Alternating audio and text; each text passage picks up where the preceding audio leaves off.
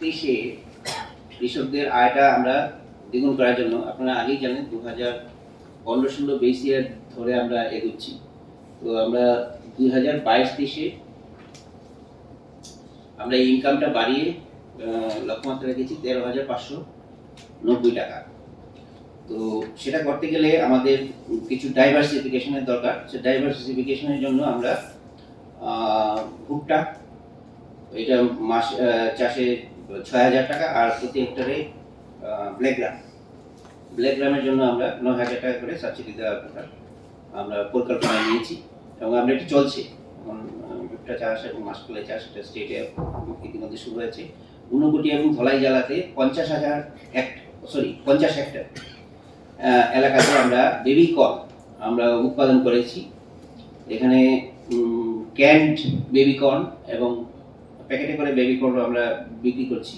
ফার্মারের এই বিক্রিত এই যে বেবি কর্ন, এটা এখন চলে যাচ্ছে মহারাষ্ট্রে বিভিন্ন মার্কেটিং এজেন্সির মাধ্যমে।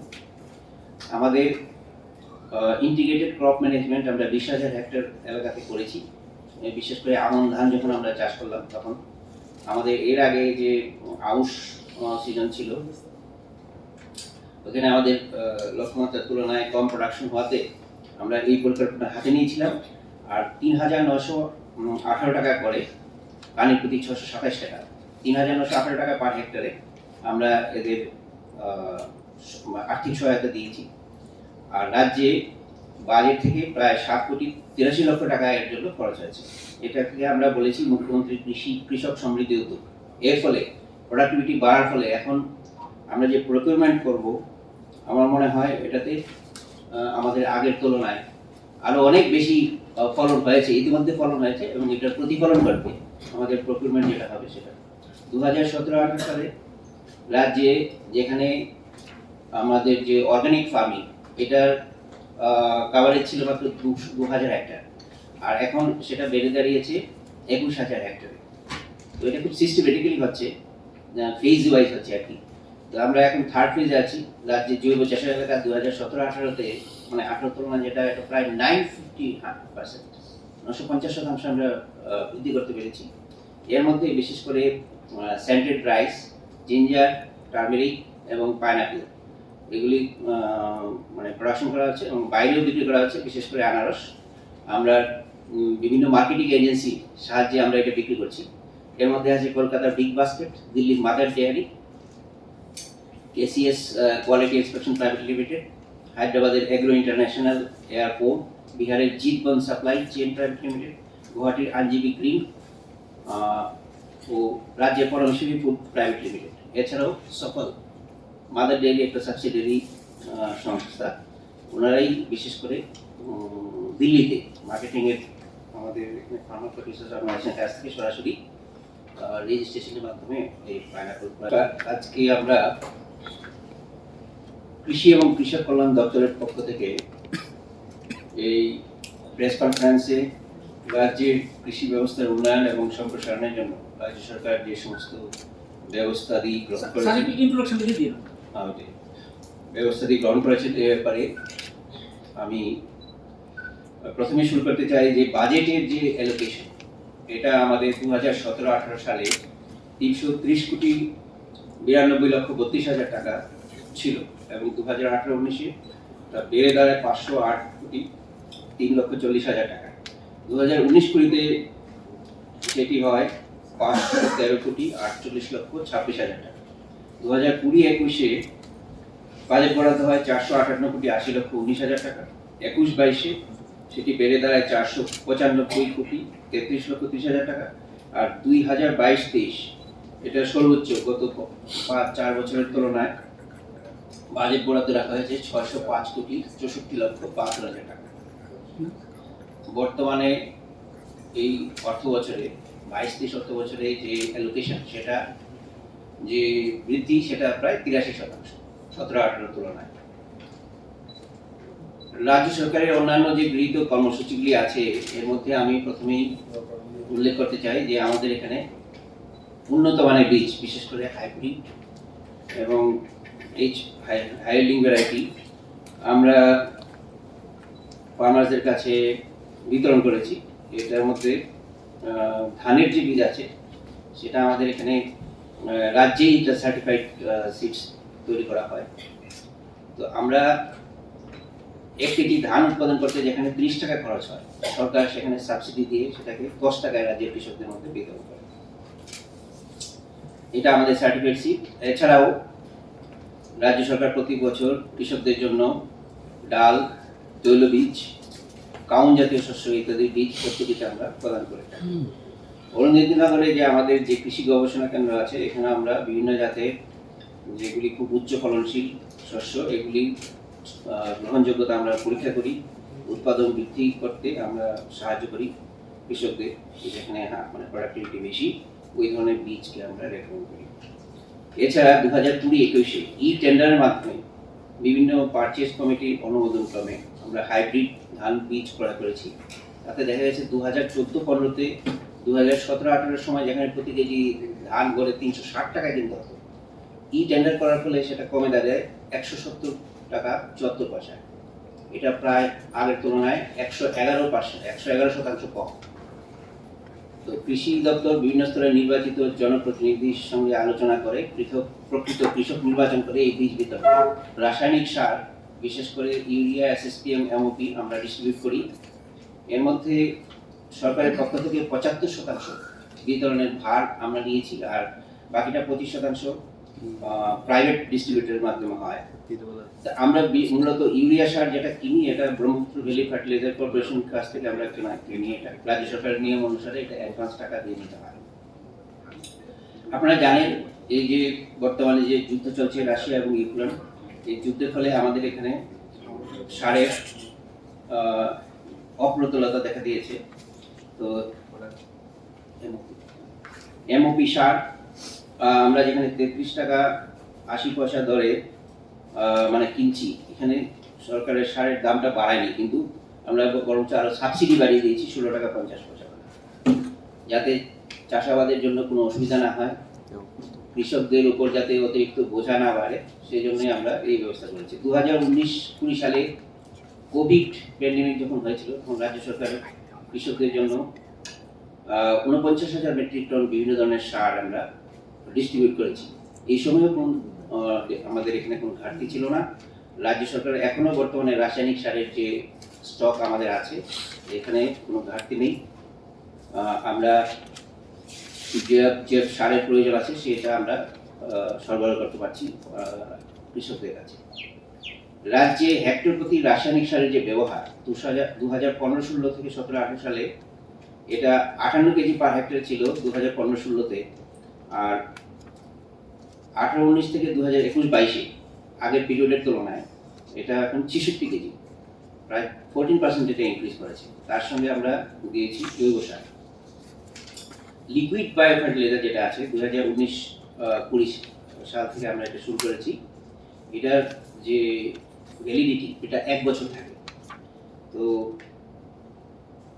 আর কেরিয়ার বেস যেটা আমরা পাউডার হিসেবে ব্যবহার করি যে জৈব সার, সেটার ভ্যালিডিটি মাত্র 6 মাস।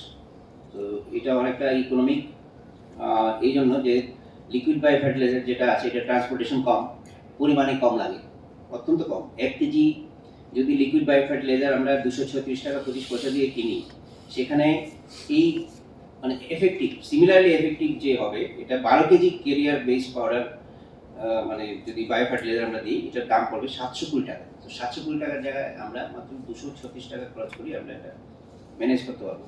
তাছাড়া যে লিকুইড বায়ো ফার্টিলাইজার আছে এটাতে যে প্রোডাক্টিভিটি যে বাড়বে সেটা 20% থেকে 40% মানে বিভিন্ন ক্রপের ক্ষেত্রে এটা বাড়ে। আর রাজ্য সরকার হাইব্রিড যে পেডি এটার জন্য আমরা বিশেষ করে 60,000 লিটার বায়ো ফার্টিলাইজার এনপিকে এবং বায়ো ফার্টিলাইজার আমরা ডিস্ট্রিবিউট করেছি। এখন এই রিসেন্টলি আমরা নিম কোটেড ইউরিয়ার মানে যে অল্টারনেটিভ সেটা হচ্ছে nano urea.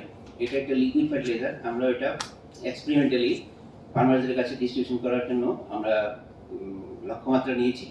1 litre nano urea বর্তমানে 45 কেজি ইউরিয়ার মানে ইকুইভ্যালেন্ট যে কোয়ান্টিটি আছে ফার্টিলাইজার এই ট্র্যাডিশনাল ইউরিয়ার তুলনায় 8% প্রোডাক্টিভিটি এটাতে বাড়বে। মাত্র 1 লিটার নেনো ইউরিয়া 45 কেজি সমান। আর আমাদের দপ্তর থেকে ধান এবং সবজিতে এই নেনো ইউরিয়া অ্যাপ্লিকেশন করার মাধ্যমে আমরা পরীক্ষামূলকভাবে দেখেছি যে এখানে রেজাল্টটা ভালোই আসছে, যে প্রোডাক্টিভিটি বাড়ছে। তো মোট 500 লিটার নেনো ইউরিয়া এখন আমরা ইফকো থেকে এনেছি। তো এটা আমরা ফার্মারদের কাছে বিতরণ করব। রাজ্যে এখন আমি আগে বলেছি যে 388টি সরকারি এবং 649টি লাইসেন্সপ্রাপ্ত বেসরকারি দোকান আছে, যাদের মাধ্যমে আমরা ভর্তুকি মূল্যে এই সার বিতরণ করি। তো বেসরকারি বিতরক যারা আছে প্রত্যেক স্টোরে প্রত্যেক মাসে আমরা রিজিওনাল এবং মানে লোকাল এবং ব্লক এবং ডিস্ট্রিক্ট লেভেলে যে অফিসাররা আছেন ওনারা ভেরিফিকেশন করেন, যাতে সারের যে সাপ্লাই এবং আমাদের যে প্রাইস যেটা আছে তাই যে আমরা এর আগে 2021 সালে 5 থেকে 5, 6, 7 এই 3 দিনের যে অতিবৃষ্টি হয়েছিল এবং এটা অফ সিজন হয়েছে আমন পেটির সময়ে। তো এটাতে প্রায় 13,542 হেক্টর এই জমিতে ধানের একটা ক্ষতি হয়েছে। 46,305 জন কৃষক এতে ক্ষতিগ্রস্ত হয়েছিলেন। রাজ্য সরকার অ্যাকচুয়ালি সিদ্ধান্ত নিয়েছিল যে কৃষকদের ক্ষতিপূরণ করবে। ক্ষতিপূরণ দেওয়ার সময় অ্যাকচুয়ালি আমরা প্রধানমন্ত্রী ফসল বীমা যোজনায় যে যারা রেজিস্টার আছে তাদের আমরা প্রথমে দেওয়ার ব্যবস্থা করি। এতে প্রায় 4,724 জন কৃষককে আমরা এই প্রধানমন্ত্রী ফসল বীমা যোজনায় 83,04,000 টাকা ক্ষতিপূরণ আমরা দিয়েছিলাম। এছাড়াও আমরা প্রায় 7 কোটি টাকার মতো আমরা দিয়েছি এসডিআরএফ থেকে। তো এটা আমরা ইয়েতে ব্যাংক অ্যাকাউন্টে ডাইরেক্ট বেনিফিট ট্রান্সফারের মাধ্যমে সেটা আমরা ফার্মারদের অ্যাকাউন্টে ট্রান্সফার করি।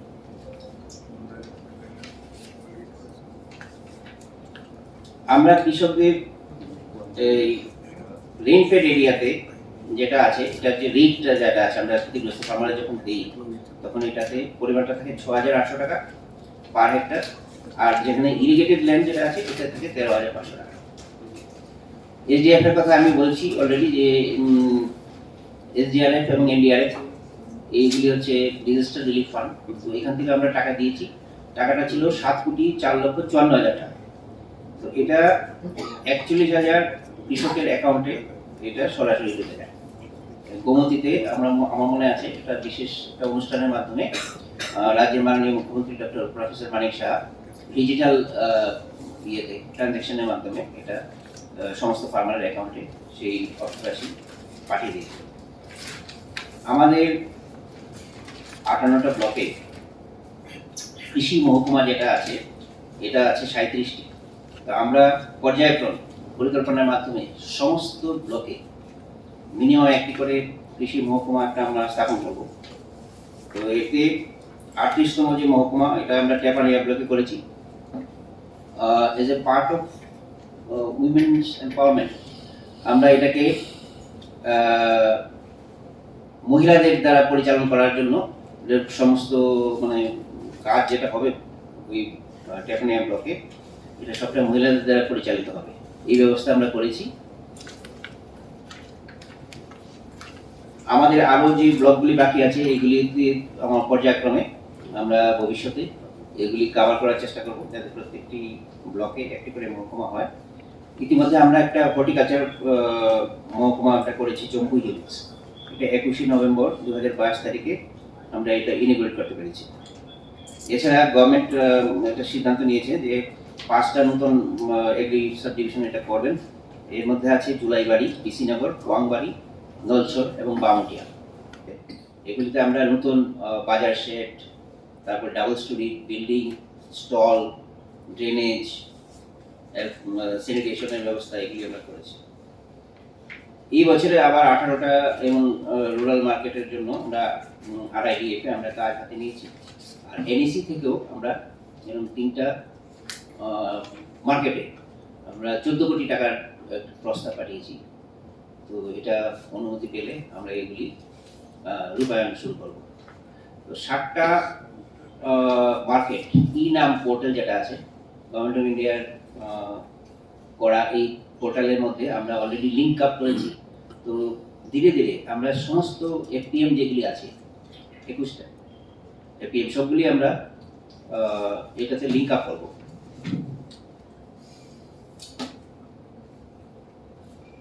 এর ফলে কৃষকরা তাদের যে প্রোডাক্ট এটা মানে অল ইন্ডিয়াতে যে কোনো জায়গাতে তাদের প্রেফারেন্স অনুসারে এরা বিক্রি করতে পারবে।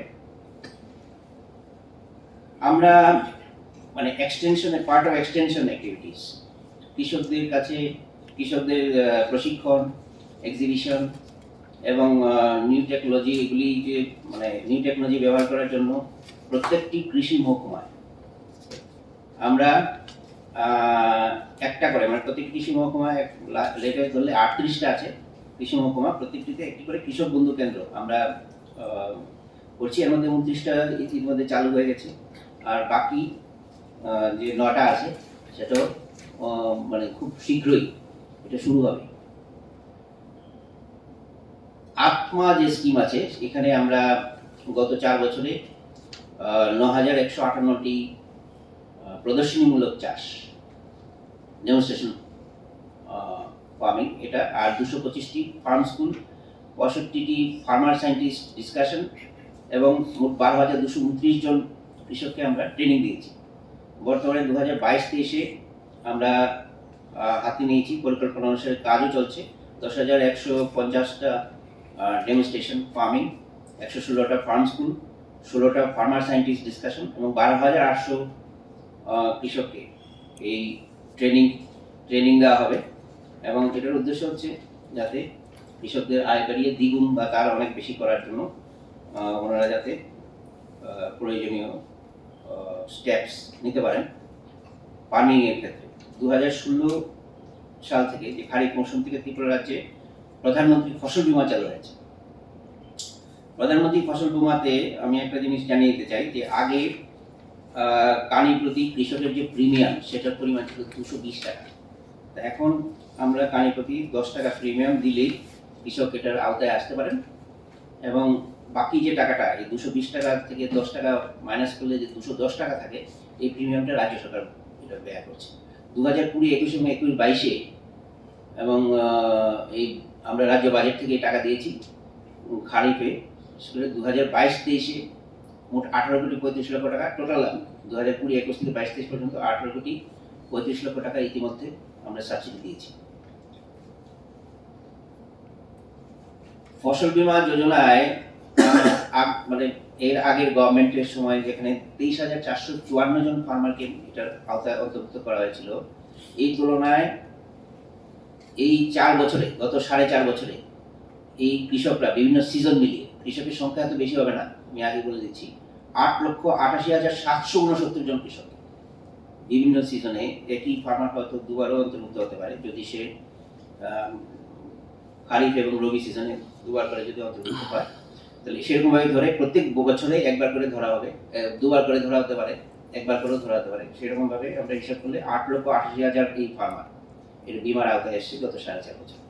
এটা এর আগের যে পিরিয়ড এই তুলনায় 3,629% যে চাষিরা 2018-19-এর খারিফ 2021-22 থেকে খারিফ 2021-22 পর্যন্ত বিভিন্ন ধরনের যে ন্যাচারাল ডিজাস্টার এবং প্রোডাক্টিভিটির যে গ্যাপ, এইগুলি ক্ষতিপূরণ হিসাবে মোট 80,541 জন এই ক্ষতিগ্রস্ত কৃষক 5,93 লক্ষ টাকা ক্ষতিপূরণ ইতিমধ্যে পেয়ে গেছে। 2021-22-এর রবি সিজনে যে অ্যাসেসমেন্ট, এটা গ্যাপ অ্যাসেসমেন্টের কাজ চলছে, আর 11,887 জন এরকম এফেক্টেড ফার্মার যারা আছেন ওনারা মোট 28,56,000 টাকা ক্ষতিপূরণ পাবেন। এটা অলরেডি অ্যাসেসমেন্ট করা হয়েছে। প্রধানমন্ত্রী কিষাণ সম্মান নিধি আপনারা জানেন, সেটা একটা ফ্ল্যাগশিপ প্রোগ্রাম। এখানে 2,000 টাকা করে মোট 3টা কিস্তিতে 6,000 টাকা প্রতি বছরে দেওয়া হয় একজন ফার্মারকে, বিশেষ করে ল্যান্ড বেসড যে ফার্মার আছে। ল্যান্ড বেসড ফার্মারের এখানে আমাদের এখন পর্যন্ত রেজিস্টার্ড যে ফার্মার এটা আছে 2,46,779 জন, আর এর মধ্যে 2,43,993 জন, প্রায় 99%, ওনারা মানে 12th ইনস্টলমেন্ট পর্যন্ত 508,15,00,000 টাকা এদের ব্যাংক অ্যাকাউন্টে ঢুকে গেছে সরাসরি। আমরা কৃষি ঋণ প্রোডাকশনের মধ্যে একটা যদি যে পরিমাণ কস্ট দরকার এটা ব্যয় করতে গেলে কৃষি ঋণের প্রয়োজন। তো এটা আমরা যারা ল্যান্ড বেজ কৃষক আছে, বর্গাদার, এদের প্রত্যেকের জন্য আমরা কিষাণ ক্রেডিট কার্ডের মাধ্যমে লোন দেওয়ার ব্যবস্থা করেছি। আগে এটা ছিল না, বর্গাদাররা লোন পেতেন না, কিন্তু এই সরকার এসে বর্গাদারের লোনের ব্যবস্থা করেছে। কীভাবে করেছে? আমরা একটা সার্টিফিকেট দিই, যে আমরা ফিল্ড ভেরিফাই করে সার্টিফিকেট দিই যে অন্য কারোর জায়গাতে যদি এই ধরনের কোনো বর্গাদার বা ভাগ চাষিরা চাষবাস করেন, তাদের জন্য যাতে কেসিসির মাধ্যমে লোন দেওয়া যায়। তো 18, 19 এবং 22-23 আমরা মোট 2,72,588টা কৃষক, মানে কৃষকের কেস আর কি, এতগুলি কেস আমরা ঋণ দিয়েছি প্রায় 1,386 কোটি 53 লক্ষ টাকা। দিস ইজ সাবস্টেন্সিয়াল অ্যামাউন্ট, 1,386 কোটি 53 লক্ষ টাকা। এটা গত 4.5 বছরের হিসেব। তো সেই তুলনায় আমরা যদি 2014-15 থেকে 17-18 এই 4 বছরের হিসেব ধরি, ওই সময় এটার পরিমাণ ছিল 1,074 কোটি 29 লক্ষ টাকা, মানে প্রায় 8% বেশি কৃষককে, এবং 29% ভলিউমে যদি ধরি, টাকার পরিমাণে 29% বেশি ঋণ আমরা দিয়েছি। 2018 সাল থেকে আমরা পেডি প্রকিউরমেন্ট চালু করেছি, আপনারা জানেন। এটা আমরা লেটেস্ট স্ট্যাটাসটা দেবো, অনেকেই জানা আছে এটা। তো পেডি প্রকিউরমেন্ট আমরা যেটা করছি, এতে ফার্মাররা উপকৃত হচ্ছে। মার্কেট যে পেডির যে প্রাইস, সেটা স্টেবিলাইজ হয়েছে। রাজ্য সরকার বর্তমানে 19 টাকা 40 পয়সা দরে ধান কিনছেন পার কেজি, আর কৃষকরা প্রতি মণ ধানে 776 টাকা পাচ্ছেন এখন। আর 18-19 থেকে শুরু করে এখন পর্যন্ত 1,30,793 টন মেট্রিক টন ধান 70,023 জন কৃষকের কাছ থেকে কেনা হয়েছে। তাদের অ্যাকাউন্টে টাকা ঢুকে গেছে। এই টাকা যেটা ঢুকেছে এটার পরিমাণ হচ্ছে 243 কোটি 76 লক্ষ টাকা। আমরা আশা করি এই ব্যবস্থাগুলি নেওয়ার ফলে রাজ্যের ফার্মারদের একদিকে যেমন আমরা ইনকাম বাড়াতে পেরেছি, এবং বিশেষ করে ধান চাষের মধ্যে এটার প্রতিফলন এটা আমরা পেয়েছি ইতিমধ্যে। আর হর্টিকালচার ক্রপ যেগুলি আছে, এগুলি আপনারা ইতিমধ্যে শুনেছেন যে আমরা বাইরে, রাজ্যের বাইরে এবং দেশের বাইরেও আমরা রপ্তানি শুরু করেছি। এই প্রচেষ্টা চালু থাকবে। আর এই যে ধানের প্রকিউরমেন্টের কথা বলছিলাম, এটা আগামী সিজনে এটা বেড়ে দাঁড়াবে আরো 20 টাকা 40 পয়সা আর কেজিতে, মানে প্রতি মনে প্রায় 816 টাকা করে পাবে। তো এটা যদি আমরা করতে পারি, এবং এটা হবেই, অলরেডি সিদ্ধান্ত নেওয়া হয়েছে রাজ্য সরকারের পক্ষ থেকে। আমাদের যে টার্গেট, যে আমরা ফার্মারের যে ইনকাম 13,590 টাকা, এটাতে আমরা পৌঁছতে পারবো। Plus state organic production certification agency নামে একটা অর্গানিক সার্টিফিকেশন এজেন্সি আমরা প্রতিষ্ঠা করেছি, এবং সিদ্ধান্ত নিয়েছি যাতে রাজ্যের কৃষকরা এই সার্টিফিকেশন, মানে অর্গানিক ফার্মিং এর সার্টিফিকেশন যাতে এখানেই পান, এবং বেটার প্রাইস পান তাদের যে প্রোডাকশন যেটা আছে সেটা থেকে। আর একটা organic product residue testing laboratory স্থাপনের জন্য আমরা উদ্যোগ নিয়েছি। আমরা অলরেডি সরকার, কেন্দ্রীয় সরকারের কাছে আমরা প্রস্তাব পাঠিয়েছি। একটা ডিপিআর আমরা তৈরি করছি। একটা অর্গানিক আউটলেট আমরা ইতিমধ্যে তৈরি করেছি আমাদের ডাইরেক্টরেট অফ হর্টিকালচারের যে অফিস আছে এটার সঙ্গে। তো এটা খুব শীঘ্রই আমরা চালু করার সিদ্ধান্ত নিয়েছি। কৃষি যন্ত্রপাতি, মানে এগ্রিকালচার মেকানাইজেশনের জন্য আমরা সাবসিডি দিচ্ছি। 18-19 থেকে এটা উল্লেখযোগ্যভাবে বেড়েছে। 2017-18 তুলনায় এই পরিমাণটা, মানে বৃদ্ধির পরিমাণ ছিল প্রায় 41%। আমরা আগে এই কৃষি যন্ত্রপাতি কেনার জন্য কৃষকের যে সরকারি ভর্তুকি থাকতো তা খুব কম থাকতো। 17-18 সালে সেখানে সেটা ছিল 28 কোটি 35 লক্ষ টাকা। 18-19-এ তা বেড়ে দাঁড়ায় 34 কোটি 79 লক্ষ। 19-20-তে এটি আরও বেড়ে দাঁড়ায় 38 কোটি 88। 20-21-এ 27 কোটি 51 লক্ষ। 22-23-এ এটা বেশ বেড়েছে, এবং এটার পরিমাণ দাঁড়িয়েছে 61 কোটি 48 লক্ষ টাকা। কৃষি যন্ত্রপাতি এই যে ব্যবহার, এটার ফলে আমাদের বলা যায় এটা একটা রিভলিউশনের মতো কাজ করছে। অনেক লোকের এখানে আমরা যে একদিকে যেমন ফার্মারদের কাছে আমরা যন্ত্রপাতি যেটা ডিস্ট্রিবিউট করছি, এটা তো সংখ্যাও তো বাড়ছে। 17-18-তে 2,611, 2018-19-এ 14,182, 19-20-তে 7,107, 2020-21-এ 4,088, 2021-22-এ 2,911, আর 2022-23-এ আমরা প্ল্যান করেছি 4,541টি এই বিভিন্ন ধরনের এগ্রিকালচার ডিভাইস মেশিন আমরা দেব আমাদের কাছে।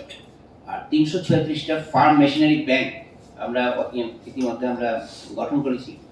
রাজ্যের যে আনএমপ্লয়েড যারা আছেন ওনাদের এমপ্লয়মেন্টেরও এটাতে মানে অপরচুনিটি বেড়েছে। 2022-23-এ আমরা আরও 25টি ফার্ম মেশিনারি ব্যাংক আমরা এখানে করব। ফার্মার প্রোডিউসার্স অর্গানাইজেশনের একটা স্কিম আছে গভর্নমেন্ট অফ ইন্ডিয়া লেভেলে, সেটা হচ্ছে ফরমেশন অ্যান্ড প্রমোশন অফ 10,000 এফপিওস।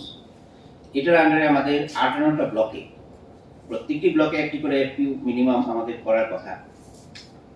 এটা আমাদের লক্ষ্যমাত্রা আছে। 41টি ব্লকে এখন এফপিও গঠনের যে প্রসেস এটা চলছে, বাকি ব্লকগুলিতেও এফপিও গঠন করা হবে। আর এর মধ্যে 4টা সংস্থা এখানে কাজ করছে কেন্দ্রীয়ভাবে নির্বাচিত, এনসিডিসি, এসএফএসি, নেরামেক, ন্যাফেড। এখন পর্যন্ত 27টা এফপিও রেজিস্ট্রেশন হয়েছে। আর এফপিওগুলি বিশেষ করে সেন্টেড রাইস, পাইনাপল, হানি এবং বিভিন্ন ধরনের মশলা এগুলি মার্কেটিং করছে, মাশরুম এগুলিও মার্কেটিং করছে, প্রসেসও করছে, ডোমেস্টিক লেভেলে প্রসেস করছে। আমরা দেখবো এটা যাতে আরও এনকারেজ করা যায়, বিভিন্ন ধরনের ইকুইপমেন্ট দিয়ে যাতে তাদের প্রোডাক্টিভিটি লেভেল যেটা আছে প্রসেসড প্রোডাক্ট এটা যাতে আমরা আরও বাড়াতে পারি, যাতে তাদের ইনকাম আরও বাড়ে। আমাদের রাজ্যে মোট 554টা মার্কেট আছে, এর মধ্যে 21টা আছে এগ্রি প্রডিউস মার্কেট, আগে যেটাকে আমরা রেগুলেটেড মার্কেট বলতাম। তো এছাড়া আছে 63টি হোলসেল মার্কেট এবং 470টা ভিলেজ মার্কেট। আমাদের বিশেষ করে এগ্রি প্রডিউস মার্কেটগুলি যে আছে এগুলি মার্কেট কমিটি দ্বারা এটা অ্যাকচুয়ালি ম্যানেজমেন্ট করা হয়। আমাদের এগ্রিকালচার ডিপার্টমেন্টের মার্কেটিং যে উইং আছে এরা সাধারণত এই বিপণন মানে এই রেগুলেটেড বা এগ্রি প্রডিউস মার্কেটের যে প্রোডাক্ট সেগুলিকে কোয়ান্টিটি এবং প্রাইস সেটা একটা পোর্টালের মধ্যে আমরা আপলোড করি এবং এটা ওপেন টু অল, এটা পাবলিক ডোমেইনে আছে। আর এটা মানে যে স্ট্রাকচার যে আছে, স্ট্রাকচারাল যে ডেভেলপমেন্ট এটা করার জন্য আমরা বিভিন্ন স্কিম থেকে আমরা উদ্যোগ নিয়েছি, বিশেষ করে রুরাল ইনফ্রাস্ট্রাকচার ডেভেলপমেন্ট ফান্ড নাবার্ডে এবং এগ্রি ইনফ্রাস্ট্রাকচার ফান্ড AIF, এটা থেকে আমরা এই কনস্ট্রাকশনের কাজগুলি হাতে নিয়েছি। তো গত 4 বছরে 66টা মার্কেটে আমরা এই ডেভেলপমেন্ট ওয়ার্ক কাজ হাতে নিয়েছি, এর মধ্যে 55টা ফসল। এবং এই আনারসকে ইতিমধ্যে দেশের রাষ্ট্রপতি রাজ্যিক ফল হিসেবে ঘোষণা করেছে। একটা সময় আমরা দেখতে পেতাম আনারস নেরামেকে প্রসেসিং হয়ে তা দেশ বিদেশে সুনামের সাথে বিক্রি হয়েছে এবং রাজ্যের জন্য আর্থিক দিক দিয়ে রাজ্য লাভবান হয়েছে। বর্তমান নেরামেকের অবস্থানটা কি আছে এবং তাকে রিভাইভ করার কোনো প্ল্যানিং আছে কিনা? হ্যাঁ, নেরামেক তো অনেকদিন কাজ বন্ধ ছিল, তো এখানে একজন অফিসারকে ওনারা পাঠিয়েছেন। তো নেরামেক প্রথমেই মার্কেটিং এর দিকে নজর দিচ্ছেন। ওনারা একটা মিনি ভ্যান তৈরি করেছেন মার্কেটিং এর জন্য, বিশেষ করে ভেজিটেবলস এবং ফ্রুটস ওনারা বিক্রি করছেন। ওএনজিসি এবং ওএনজিসির যে রেসিডেন্সিয়াল এরিয়া আছে ওই জায়গাতে, আর কোন জায়গা আছে বাদারঘাট এরিয়া, তো এটা ওনারা শুরু করেছেন। আমি ওনাদের সঙ্গে যোগাযোগ করেছি, আমরা বলেছি যে এদের একটা ক্যাশিউনাট ছিল প্রসেসিং ফ্যাক্টরি, এটাকে প্রথমে রিভাইভ করার ওনারা চেষ্টা করছেন। যন্ত্রপাতিগুলি এখন আর নেই, নতুন করে হয়তো ওদের আবার লাগাতে হবে, তো ওনারা রিভাইভ করার চেষ্টা করছেন। ডোনার ইতিমধ্যে এটা স্টেপ নিয়েছেন, তো অ্যাটলিস্ট হিউম্যান রিসোর্স তো পাঠিয়েছেন। মার্কেটিং দিক দিয়ে এরা প্রথমে কাজ শুরু করেছে, ধীরে ধীরে হয়তো বাকি যে ইনফ্রাস্ট্রাকচারগুলি আছে এবং আগের যে ফেসিলিটিসগুলি ওরা চালু রাখতো সেটা ওরা করবে। নালকাটায় যে ইউনিট আছে, নালকাটাটা ওরা ভিজিট করেছে, তো ওরা দেখছে এটা তো অনেকদিন বন্ধ থাকায় মেশিনারিগুলিও অ্যাকচুয়ালি এখন আর চালু অবস্থায় নেই। এটা কীভাবে চালু করা যায় এই ব্যাপারে ওনারা প্রয়োজনীয় স্টেপ নেবেন বলেছেন। তো আমরা হয়তো ভবিষ্যতে দেখতে পাবো এই ফ্যাসিলিটিসগুলি আবার চালু হচ্ছে, রিভাইভ হচ্ছে, আমরা বলতে পারি রিভাইভের পথে আছে, এখনো হয়নি। তো এটা পুরোটা স্টেপ নিচ্ছে, তো আমরাও দেখছি কি করা যায়। আমাদের দিক থেকে, রাজ্য সরকারের দিক থেকে যদি কোনো সহায়তা দরকার হয় আমরা নিশ্চয়ই দেবো। একটা কোশ্চেন হলো, আপনার এই রাজ্যে প্রচুর পরিমাণে সেন্টেড লেমন যেটা হুম। প্রচুর পরিমাণে উৎপাদন হয়, একটা সময় দেখা যায় এগুলি মিস ইউজ হয়, এগুলি সেন্টেড লেমন প্রসেসিং এর কোনো উদ্যোগ গ্রহণ করা হবে? সেন্টেড লেমনের প্রথমে আমরা বলছি যেটা হয় এটা তেলেমুড়া অঞ্চলে বিশেষ করে হয়। তো আমরা কাছাকাছি তৈদুতে আমরা একটা সেন্টার অফ এক্সেলেন্স, খুব বেশি দূরে না তেলেমুড়া, এখানে একটা ইন্ডো ইসরায়েলি যে প্রজেক্ট আছে এটার আন্ডারে আমরা একটা সেন্টার অফ এক্সেলেন্স করতে যাচ্ছি। ওইখানে ইমপ্রুভ প্ল্যান্টিং মেটেরিয়ালস সাপ্লাই করা হবে, ডিজিজ ফ্রি, যেটা আমাদের এক্সপোর্ট এবং বাইরের স্টেটে পাঠাতে এবং ভালো ইনকাম করার জন্য ফার্মারদের সাহায্য করবে। এবং আশা করি এটা খুব সহজেই চালু হবে। আমরা ইন্ডো ইসরায়েলি যে টেকনিক্যাল যে অ্যাপ্রুভাল সেটা আমরা পেয়ে গেছি ইসরায়েল থেকে। এখন এটা ministry of agriculture and farmers welfare government of ইন্ডিয়ার কাছে আছে। এটা আশা করি আমরা অ্যাপ্রুভাল সহজেই পেয়ে যাব। তাহলে আমার প্রথমে প্ল্যান্টিং মেটেরিয়াল দিকটা আমরা নিশ্চিত হব। আর প্রসেসিংয়ের কথা যেটা বলছেন, প্রসেসিং ছাড়াও আমাদের আরেকটা জিনিস করতে হবে, এটা হচ্ছে পোস্ট হারভেস্ট ম্যানেজমেন্ট, যেটা অনেক সময় প্রি প্রসেসিং যেটাকে আমরা বলি, যাতে এটা শেলফ লাইফটা বাড়ানো যায়। সেই জন্য আমরা প্রয়োজনীয় ইনফ্রাস্ট্রাকচার আমরা নিশ্চয়ই করবো। আমরা ইতিমধ্যে উদ্যোগ নিয়েছি দুটো জায়গাতে, আমরা এরকম কালেকশন, গ্রেডিং, সর্টিং সেন্টার আমরা করতে যাচ্ছি। ভবিষ্যতে ইন্টিগ্রেটেড প্যাক হাউস একটা তো হয়েছে নারীছড়াতে, এছাড়া আরও একটা করা হবে ওই জায়গাটা ধলাইতে করা হবে। ধলাই খুব একটা বেশি দূর না তেলেমুড়া থেকে, ওইখানে ওরা প্রসেস করতে পারবে। ধলাই এবং ধলাই করলে ঊনকোটি এবং খোয়াই ডিস্ট্রিক্টের ফার্মাররাও এটা উপকৃত হবে। সেন্টার অফ এক্সেলেন্সের কি কাজ হবে? সেন্টার অফ এক্সেলেন্স যে তোমার প্রবলেম, এটা সেন্টার অফ এক্সেলেন্সের কাজটা হচ্ছে ডিজিজ ফ্রি যে প্ল্যান্টিং মেটেরিয়াল আছে আচ্ছা, এবং হাইলি প্রোডাক্টিভ প্ল্যান্টিং মেটেরিয়াল তৈরি করা। তো এখানে অনেক রকম ফ্যাসিলিটিস থাকতে পারে, প্রোটেক্টেড কাল্টিভেশনে, যাতে মাদার ট্রি যেগুলি আছে। আমাদের এখানে তো প্রচুর পরিমাণে সেন্টার লেবু সেন্টার অফ এক্সেলেন্স এই ডিজিজ ফ্রি ও মানে লেবুটাকে আগামী দিন যাতে মার্কেটিং করা যায়, তার মার্কেটিং এর জন্য একটা জিনিস দরকার হলো, আপনি যদি একটা ফুল কিনতে যান বাজারে, ফুলের সাইজ যদি মানে ডিফারেন্ট হয়, মানে যারা এফিশিয়েন্ট বায়ার আছে তারা কিন্তু ওই বিভিন্ন সাইজের ফুল কিন্তু কিনবে না, ওদের সাইজ ইউনিফর্ম সাইজ হতে হবে। তো ওইটা uniform size, uniform characteristics, uniform parameters, এই জিনিসটা করা হবে, এই জিনিসটা এনশিওর করা হবে সেন্টার অফ এক্সেলেন্সের মাধ্যমে। এবং কি প্রোডাক্টিভিটি যেটা আছে এই লেভেলটাও অলমোস্ট সিমিলার লেভেলে, সেম লেভেলে থাকে। একদম 9 কেজি জায়গায় 9.5 কেজি হতে পারে, কিন্তু এটা 5 কেজি একটা গাছে, আরেকটা কেজি 10 কেজি এরকম হবে। তো এটাই এনশিওর করা হয় সেন্টার অফ এক্সেলেন্সের মাধ্যমে। এবং ডিজিজ ফ্রি যাতে থাকে এটা এনশিওর করা হয়। এবং এই ভ্যারাইটি যেগুলি আছে এগুলি বিভিন্ন ধরনের ভ্যারাইটি হবে না, একই ধরনের ইউনিফর্ম ভ্যারাইটি। যদি আমি বলি এই ভ্যারাইটিটা এই variety x variety, then it should be x variety. এটাই বিশেষ করে এনশিওর করা হয় সেন্টার অফ এক্সেলেন্সে। ইতিমধ্যে আমরা একটা সেন্টার অফ এক্সেলেন্স করেছি জুমের ডেপাতে, এটা ভেজিটেবলসের উপরে, কিন্তু ফ্রুটস বিশেষ করে সিট্রাস ফ্রুটের জন্য কোনো কিছু নেই। এটা আমরা করতে যাচ্ছি তৈরিতে। এছাড়াও আমাদের আরেকটা প্রজেক্ট আমরা পাঠিয়েছি, এটা হচ্ছে ফুলের উপরে একটা সেন্টার অফ এক্সেলেন্স আমরা করব। এটা ইন্ডো ডাচ যে প্রজেক্ট আছে এটার আন্ডারে করা হবে। এটাও মনে হয় আমরা অ্যাপ্রুভাল খুব সহজে পেয়ে যাব। তো এই আমরা অ্যাপ্রুভাল পেলে আমরা কাজের রূপায়ণ শুরু করব। সেন্টেড লেবু প্রসেসিং এর জন্য জুস এই ধরনের কিছু করার ওইটাই বলছিলাম। প্রথমে তো আমরা এখনই প্রি প্রসেসিং বা পোস্ট হারভেস্ট ম্যানেজমেন্টের দিকে জোর দিচ্ছি। এটা হলেও শেলফ লাইফটা বাড়ে। শেলফ লাইফ প্রসেসিং কেন? প্রসেসিং হচ্ছে আমরা যদি শেলফ লাইফটা বাড়াতে পারি তাহলে ফার্মার এটার রিটার্ন পাবে। নাহলে এটা যদি বাজারে মানে থাকার 2 দিন পরে যদি নষ্ট হয়ে যায় তাহলে দেন তো এটা থেকে কিছু পাওয়া যাবে। তো আমরা প্রথমে প্রি প্রসেসিং এবং পোস্ট হারভেস্ট ম্যানেজমেন্ট ওইটার দিকে জোর দিচ্ছি। এটার জন্য আমরা দুটো প্যাক হাউস আমরা করতে যাচ্ছি। এটাতে সর্টিং, গ্রেডিং, কালেকশন এগুলি করা হবে। ইতিমধ্যে ছোট্ট আকারে একটা কালেকশন সেন্টার আমরা করেছি ইয়েতে, বিশাল করে গোলাঘাটিতে। তো এরকম এটা বেশ ছোট, কিন্তু এর চেয়ে বেশি ফ্যাসিলিটিস আছে। ওখানে একটা ইয়ে আছে, কোল্ড স্টোরেজের ফ্যাসিলিটিস আছে। এছাড়াও অন্য জায়গাতে আমরা সর্টিং, গ্রেডিং এর ইকুইপমেন্টের মাধ্যমে কিছু করা যায় কিনা। আর আপনি যেটা বলছিলেন প্রসেসিংয়ে আমরা ড্রায়ার, যেটা এখানে হয়নি, যে ড্রাই ফ্রুটস যাতে সেল করতে পারে তার জন্য আমরা প্রয়োজনীয় মেশিনারিজ আমরা কিনবো এবং ফার্মারদের সেই ফ্যাসিলিটিস দেবো প্রথমে, যাতে ন্যূনতম মূল্যে তারা এগুলি প্রসেসিং করতে পারে। শুধু ড্রাইংয়ের মাধ্যমেও অনেকটা পোস্ট সার্ভিস ম্যানেজমেন্ট ভালো হবে এবং এটাও বাজারে বিক্রি হয়। ড্রাই ফ্রুটস, ড্রাই ভেজিটেবলস, বিভিন্ন ধরনের ড্রাই ফ্রুটস আমরা লেবুটা আগামী দিন ড্রাই ফ্রুটস হিসেবে ড্রাই করে এটা বিক্রি করতে পারবে। শুধু লেবু না, অন্যান্য ফলেরও এটা সম্ভব, এটা ভেজিটেবলসেরও ড্রাই করে এটা মার্কেটে বিক্রি